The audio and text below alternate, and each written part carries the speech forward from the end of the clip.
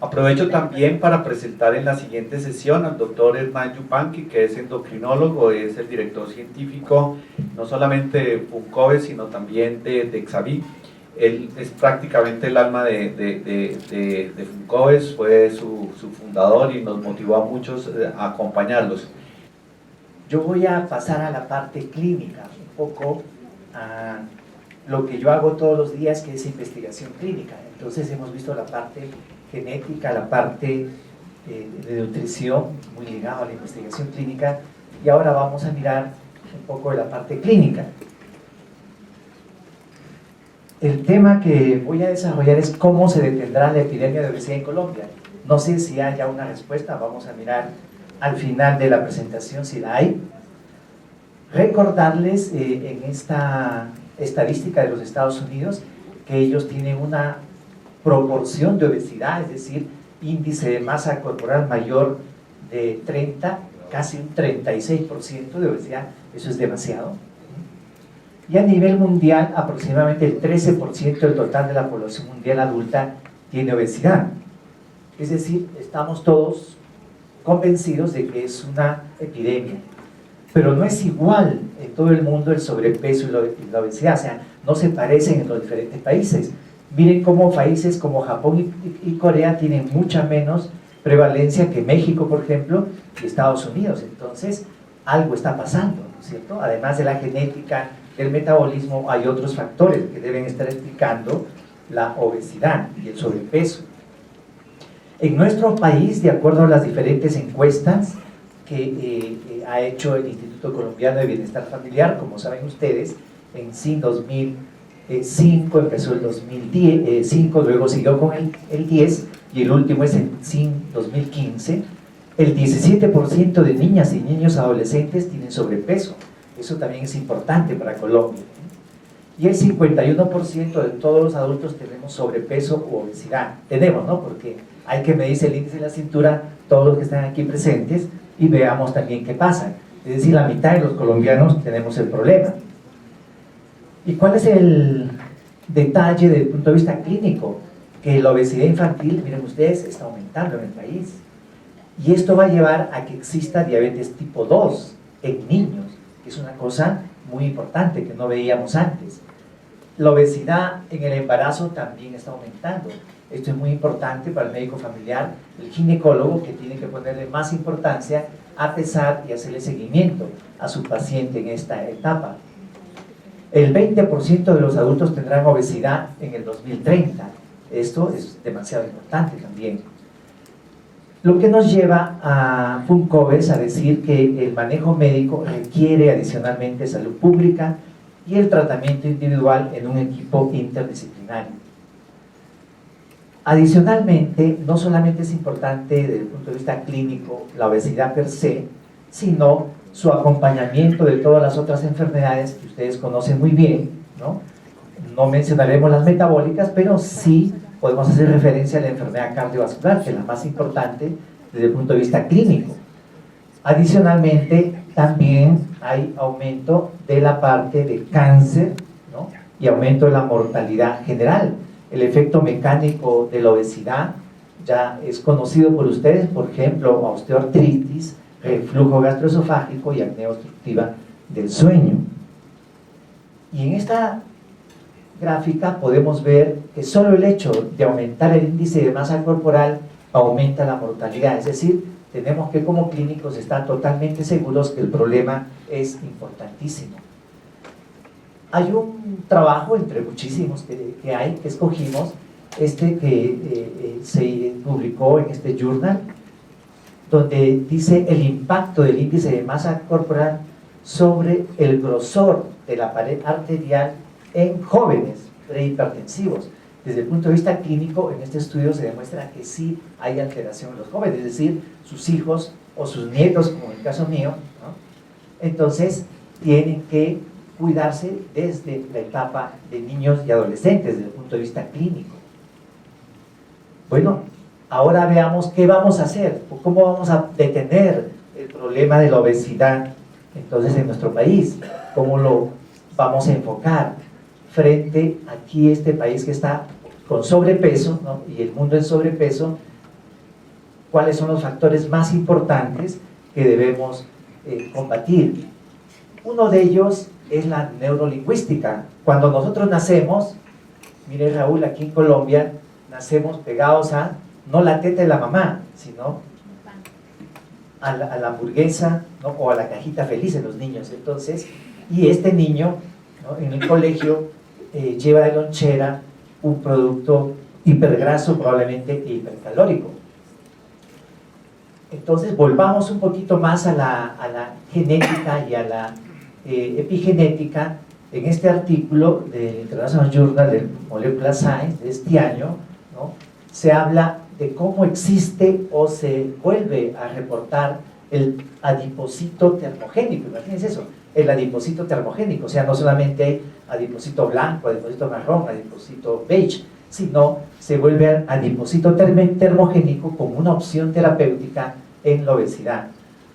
Ya esto se fue explicado muy bien anteriormente, pero recordar que en la epigenética todos los factores externos pueden interactuar con nuestro genoma y hacer activación e inactivación de genes para tener un fenotipo. Esto se da todos los días. Incluso hay hipótesis de que parte de la epigenética se puede heredar en nuestros congéneres. Una de las formas de explicar esto es la metilación, ¿no? De algunas partes del ADN. Esto explica cómo se hace el proceso de epigenética, o aquí hay otra forma de hacer epigenética con el ARN mensajero, con la degradación del ADN mensajero. Son cosas moleculares, pero que al final tienen una explicación clínica. Y volviendo a nuestro adipocito, entonces, nuestro adipocito termogénico puede ser una de las formas de regular la termogénesis en el ser humano para el futuro. Me estoy adelantando un poco, seguramente el doctor Bastarrechea nos hablará mucho más el sábado de la terapia génica, pero aquí recordarles que en este adipocito hay factores que regulan, lo promueven o suprimen, que pueden ser objeto de manejo médico, ¿no? Y estos genes termogénicos, entonces, son los que van a determinar este adipocito termogénico. Aquí está el adipocito termogénico, que aumentará el gasto energético y será otra manera de enfocar el tratamiento de la obesidad. Es decir, por el lado genético y epigenético es sumamente importante conocer esto. El adipocito termogénico es un redescubrimiento en los seres humanos adultos, y este puede disipar la energía química como calor, ¿no? Esa es la manera como trabajaría, y como vieron ustedes, se puede regular, se puede aumentar, se puede disminuir con diferentes acciones génicas. Otro tema interesante de lo que hemos podido revisar estos días es los mecanismos epigenéticos de la dieta materna. Esto es desde el punto de vista clínico, es decir, nosotros como médicos podemos interactuar en esta parte. Y en la dieta materna, en este artículo de Frontiers in Genetics, se encuentra que puede determinar el microbioma del feto. O sea, la dieta del mamá puede determinar este microbioma y dar señales específicas epigenéticas que puedan predisponer al desarrollo futuro de la obesidad. Entonces también este tema hay que tenerlo en consideración. Y en este estudio se señala algunos alimentos, algunas sustancias, como por ejemplo los vegetales frondosos enriquecidos con folatos, la soya como efecto positivo, el lactobacilo, el bifidobacterium, especialmente el bifidobacterium, que ha demostrado en algunos estudios mantiene el peso materno y la glicemia y mejora a la sensibilidad a la insulina. Y en este mismo artículo se menciona los polifenoles del té verde. Es decir, es otra manera de trabajar desde el punto de vista de nutrición. Pero la obesidad es más compleja de eso, ya se ha mencionado, ¿no? Se ha mencionado que para los clínicos, de pronto un 25-30%, dependiendo dónde estemos viviendo y cuál sea nuestra geografía, es genético, y el resto es, dentro de la fisiopatología, las alteraciones del medio ambiente. Entonces, en este punto, de la persona normal que tiene una composición corporal normal, hace expansión de la grasa subcutánea, es decir, hace sobrepeso, y luego hace obesidad con disfunción de la célula grasa. Esta célula grasa se va a expandir no solamente en el tejido subcutáneo, sino a nivel ectópico, en diferentes tejidos, ¿no? Y como el hígado, el músculo, las células pancreáticas y el corazón. Entonces, esto también es otro punto importante para recordar esta fisiopatología final a nivel del adipocito. Y por este lado está la microbiota. Felizmente, con lo que nos dijo Raúl de la parte del microbioma, y también yo estuve en Campiñas, ¿no?, con Denis, vimos que sí es importante, hay que considerarlo, pero hay que tenerlo en su espacio, ¿no?, en su espacio dentro de las causas de obesidad. En este artículo se habla de otro concepto, la sarcopenia, ¿no? Y esto es de hace muy poco, de este año 2018, la Sociedad Europea de Nutrición Clínica y Metabolismo y la Sociedad Europea para el Estudio de la Obesidad, EASO, dicen que la obesidad es la alteración de la composición corporal, pero con una masa muscular disminuida. Entonces también tenemos que, como clínicos, tener en cuenta este detalle, ¿no? Bueno, este es un distractor, ¿no? Aquí estamos todos los caballeros y acá están todas las damas, ¿no? Pero aquí no significa que estén con sobrepeso y obesidad, de pronto algunas de ellas, pero no todas. Otro tema interesante, la obesidad infantil. Este es uno de nuestros pacientes. Miren, 10 meses y 20 kilos. Ya se ve esto en Colombia. Entonces, es muy importante que reconozcan los pediatras y los médicos familiares que ya existe obesidad infantil y que van a comenzar a ver diabetes tipo 2 en niños que no existía. Eso es importante recordarles. Y en el caso de estos niños, no solamente es importante pesarlos y medirlos, sino hay que calcularles el índice de masa corporal en estos niños, porque la definición, según nuestros endocrinólogos colegas de Estados Unidos, es muy clara, ¿no? Con estas tablas que vamos a ver diferencian de mayores de 2 años y menores de 2 años. Miren ese paciente que les presenté. Si yo no utilizo el índice de masa corporal, entonces yo tendría este diagnóstico. La talla tiene 1,42, es el percentil, este es el percentil 50 OM, acá estaría en talla +1. Y el peso estaría en el percentil +1 +2, pero aquí no se ve el tema de sobrepeso y obesidad en el niño. En cambio, si yo le calculo el índice de masa corporal, hacemos mención, en este caso, a las curvas colombianas. Nosotros en nuestro país tenemos curvas colombianas, validadas con una universidad europea, ¿no? ¿Se acuerdan? La doctora Paola Durán trabajó mucho esto. Ojalá los apoyemos todos nosotros y FUNCOBES apoya estas guías colombianas. Entonces aquí sí se ve obesidad grado 1 en este niño cuando hacemos ese cálculo. Entonces recordar que tenemos que hacerlo desde el punto de vista clínico en esta forma. En la parte genética tuvimos la oportunidad de describir 2 hermanitas que voy a presentar con una mutación en el gen de leptina, ¿no? Estas 2 hermanitas, una de ellas sufrió cirugía bariátrica o le hicieron cirugía bariátrica. ¿Cuál sería, doctora Mariela? Nadie lo sabe, porque le hicieron la cirugía bariátrica y volvió a engordar. ¿Por qué? Porque esta niña tenía un déficit de la leptina. Estos pacientes, que son las 2 hermanitas, no han menstruado, ya tienen 22 y 24 años, hasta la fecha no han menstruado, ¿no? Y en la revisión que hemos hecho de estos casos, no van a menstruar si no se les da metrolectina o leptina. Este estudio de estos casos lo hicimos con el doctor Gustavo Celis de la Universidad de La Sabana y el doctor Carlos Restrepo de la Universidad de Rosario, y también mandamos a Estados Unidos las muestras, ¿no?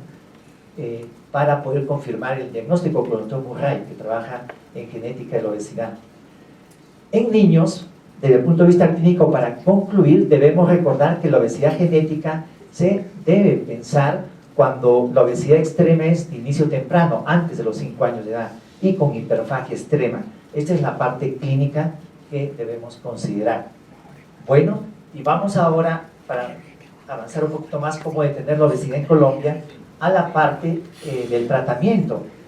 Entonces, en la parte del tratamiento es imprescindible la nutrición, como sabemos, la actividad física y la salud mental, de acuerdo a las guías que están publicadas, y se asociaría en estos casos, cuando vamos a ver en otras diapositivas el índice de masa corporal pasa de 27, farmacoterapia o cirugía. Y eso es tan importante que nuestros colegas de endocrinólogos clínicos de Estados Unidos, en sus guías, ¿no?, ellos mencionan al sobrepeso y obesidad como uno de los componentes del manejo de la diabetes tipo 2 desde el inicio. Y incluso ellos hablan, ¿no?, que el tratamiento médico se debe empezar con el índice de masa corporal de 27 en adelante. Entonces aquí podríamos nosotros estar autorizados a usar algunos de los medicamentos que están descritos en ese ítem. ¿Y serán efectivos los tratamientos o cuál es la meta desde el punto de vista clínico de manejo de la obesidad? Miren en este estudio que efectivamente bajar del 3 al 10% ya tiene un impacto en la diabetes, en este caso es en prevención. En hipertensión, bajar de un 5 al 15% tiene un impacto en el paciente, dislipidemia de 3 a 15% e hiperglicemia de 3 a 15%. Es decir, nosotros, y van a ver la meta de la FDA de los Estados Unidos, bajar un 5% a 7% ya tiene un impacto clínico muy importante. Y es mencionado en estas guías, ¿no?, de Endocrine Society que salieron el 2015 y también en las guías del 2018 en Endocrine Review, ¿no?, que vamos a tratar de resumir en 2 diapositivas más o menos para que podamos conceptuar cuál es el manejo clínico de estos pacientes. Entonces, desde el punto de vista medicamentoso, nosotros podemos mirar medicamentos, ¿no?, si el paciente ha cumplido aquí el índice de masa corporal mayor de 27 más una comorbilidad mayor o mayor de 30. Esa es la indicación de la FDA. Y si nosotros vemos que este pacientito tiene una pérdida de peso desde el punto de vista clínico a los 3 meses menos de 5%, tenemos que suspender el medicamento porque ha fracasado. Entonces es importante recordar esto. Y también en otro trabajo que estoy presentando aquí, la enfermedad cardiovascular mejora notablemente con la disminución del 5 al 7 o 10% de peso adicionalmente a las otras, incluso el cáncer. El único que todavía tiene alguna incógnita es el hígado graso no alcohólico, pero los demás, hígado graso no alcohólico no, y depresión mayor de pronto, entonces sí mejoran con el tratamiento clínico. Y desde el punto de vista de tratamiento clínico, nosotros podemos utilizar medicamentos que actúan a nivel central, a nivel de vaciamiento gástrico, eso ya es muy conocido por todos ustedes, ¿no?, desde que se lanzaron en el país los medicamentos que trabajan en el sistema incretina, y también podemos trabajar a nivel del metabolismo. Entonces hay muchas formas que se están estudiando en este momento para poder manejar médicamente y farmacológicamente a estos pacientes. En esta revisión de Diabetes Care de 2015 se ve el efecto de fentermina-topiramato, ¿no?, liraglutide, naltrexona, losartan y orlistat y fentermina sobre el peso.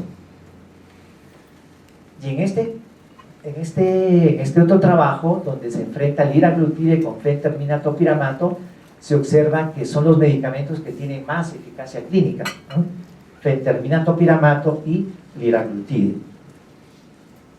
Bueno, pero adicionalmente nosotros queremos presentarles, como les dije, las guías del 2018 de Endocrine Society, y orlistat sigue presente, ¿no?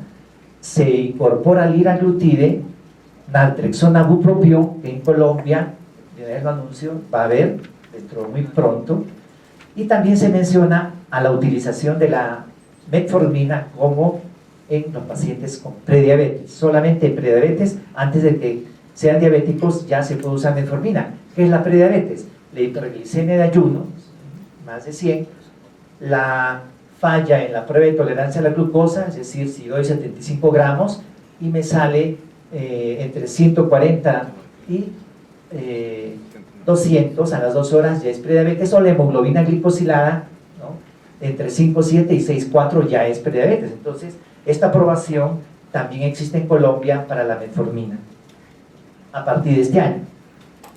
Pero, ¿qué pasa en otros países que tienen un sistema de salud de pronto mucho más organizados y liderados por el área de medicina familiar. Aquí en las guías de Canadá de este año, entonces se utiliza de primera línea todavía, no todavía, sino se utiliza Orlistat.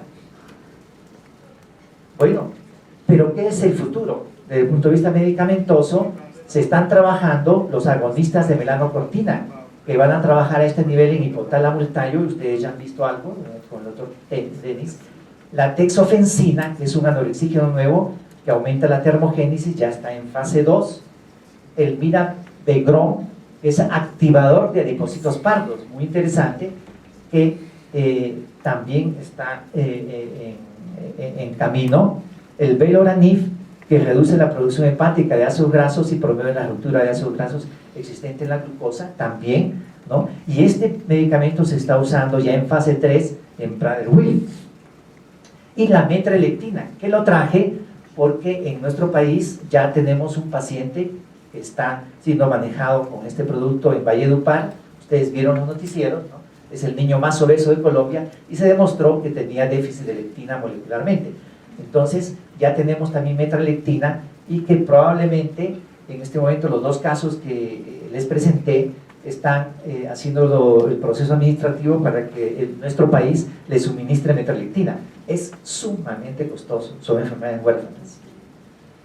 Desde el punto de vista de cirugía bariátrica, bueno, hay que seguir mencionándole. Este esquema está de endocrinólogos clínicos para poder definir cuándo hacer cirugía bariátrica. Ustedes saben que es con 35 más una comorbilidad como la diabetes, pero hay pacientes que tienen obesidad, superobesidad y superobesidad. Y la cirugía bariátrica sigue avanzando, sigue haciendo investigaciones, y por ejemplo encontramos este artículo del manejo del Prader-Willi, que es un síndrome genético, ¿no? Donde mientras no haya un fármaco aprobado para este tipo de enfermedad, que es muy difícil de manejar, se está realizando todavía, o se está realizando cirugía bariátrica. Entonces sigue estudiando cirugía bariátrica en obesidad como un complemento. Vamos un poquito a la investigación, porque si no hacemos investigación, en este caso voy a presentarles lo que hacemos en obesidad y en diabetes, pues no vamos a poder avanzar y conocer cómo es nuestro país y contestar la pregunta si podemos detener o no la obesidad. Entonces, en América del Sur, esta es la cantidad de trabajos que produce el país, ¿no? Frente, ¿no?, a Argentina y a Brasil. Bueno, este es uno de los estudios que hemos hecho. Esta es la institución donde yo trabajo, se llama DexaDiab, Servicios Médicos, es un centro de investigación clínica. Hemos hecho Carolina, que enfrenta linagliptina versus glimeperide en pacientes con diabetes tipo 2. Es muy importante porque aquí es cabeza a cabeza sulfonilurea versus un DPP4. Otro estudio que se hizo en DexaDiab es el EMPA-REC-AUCOM, que es empaglifosina, que es un SGLT2, ¿no?, y efecto a nivel cardiovascular en diabetes tipo 2. También participamos en DexaDiab en este estudio. Acuérdense que estos estudios multicéntricos tienen 400 más o menos promedio de centros en todo el mundo, de 200 a 600 centros. Hemos hecho también en DexaDiab el estudio de sotaglifosina en diabetes tipo 1. Primera vez que se da a diabéticos tipo 1, que ustedes saben, el paradigma es solo insulina. En este caso se les dio sotaglifosina, que es un SGLT2 dual, o sea, es 2 y es 1, es decir, también produce aumento de la pérdida de glucosa por el tracto gastrointestinal. Ahora, en este momento, vamos a empezar un estudio de linagliptina y empaglifosina en niños que tienen diabetes tipo 2. Va a ser el primer estudio, ¿no?, de este producto SGLT2. Las incretinas sí ya han hecho algunos estudios en niños. Y seguimos estudiando otro protocolo que se llama pemafibrato. Acuérdense que el gen fibrosilo es un PPAR alfa, ¿sí? Y no ha tenido un impacto sobre morbilidad cardiovascular muy importante como las estatinas. Los PPAR gamma sí tuvieron un impacto muy importante, pero rosiglitazona salió del mercado porque aumentaba la morbilidad, entonces tuvo que salir del mercado. ¿Qué hizo la parte clínica? Se creó uno dual, SGLT, digo, un PPAR alfa y un PPAR gamma, que es el pemafibrato, y en este momento estamos haciendo este protocolo para bajar triglicéridos en pacientes con diabetes tipo 2, a ver qué sucede. Bueno, ¿cómo se detendrá la epidemia de obesidad en Colombia? Entonces aquí está nuestro país, está FUNCOVES y todas las asociaciones que trabajamos en el tema. Tenemos en el país la ley de obesidad, lo ponemos por acá, muy importante. El niño y el adulto de nuestro país que sufre de sobrepeso y obesidad, definitivamente los hábitos de vida saludable, ya hemos visto que algunas partes del país, desde el punto de vista gubernamental, están trabajando esto. Vimos lo de la Secretaría de Salud de Bogotá, pero tenemos que diferenciar geografía, región, ciudad, cultura. Es muy diferente Pasto, es muy diferente la isla de San Andrés, es muy diferente Barranquilla en costumbres y en geografía, ¿no? Y la genética tenemos que conocerla, indudablemente. Después le explicaré qué hace esta diablita aquí, todavía no se les voy a decir. Y todo esto es de por vida, imagínense, de por vida. Bueno, tenemos una cosa interesante, somos un país riquísimo, miren lo que tenemos, frutas y verduras. Cuando estoy viajando, voy a algún sitio, quiero comprarme un banano, me vale, no Raúl, creo que vale $2, $1, y aquí vale 100 pesos, debe ser $0.1, por ahí menos. Entonces, las frutas en Colombia y verduras abundan, pero ¿cómo hacer que todo esto, ¿no?, a través de lo que enseñó el doctor Davis, llegue a nosotros? Eso es lo difícil, ¿no? Porque hay una cadena donde ahí está la diablita, después voy a explicar qué hace la diablita por ahí. Bueno, entonces tenemos nuestra ley de obesidad, la 1355, por la cual se define la obesidad y las enfermedades crónicas no transmisibles asociadas a esta como una prioridad de salud pública y que se adoptan medidas para su control, atención y prevención. El problema es que no ha sido reglamentada y probablemente no se cumpla, por lo tanto, pero eso no significa que no van a comenzar. Miren acá las diferentes instituciones. Por esta ley, FUNCOVES, Raúl y Denis recibió una medalla del Congreso, ¿no?, porque ayudamos. Después les contaré la anécdota cómo fue, ¿no? Fue una cosa muy graciosa porque trabajar con los políticos es muy difícil, no es como nosotros que receptor, hormona y acción, ¿no? El político un día es receptor 1, otro día es receptor 2, otro día es 3, es muy difícil saber su comportamiento. Bueno, pero miren, aquí sí se está trabajando, porque la ley sí permite trabajar, o sea, cada uno de ustedes puede trabajar. El ICBF tiene guías alimentarias para la población colombiana mayor de 2 años, y el plato saludable. Esta institución es del Estado, ¿no? FUNCOVES formó parte de esta iniciativa.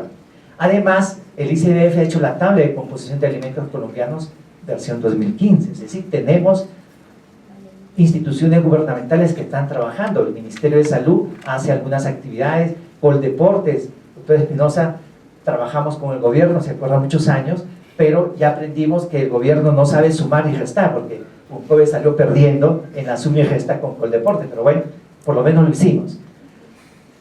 Red Papás, muy importante, en Bogotá se han organizado los papás, y una de las diapositivas que les presenté, ¿vieron? No comas cuentos, no comas mentiras, ese es de Red Papás.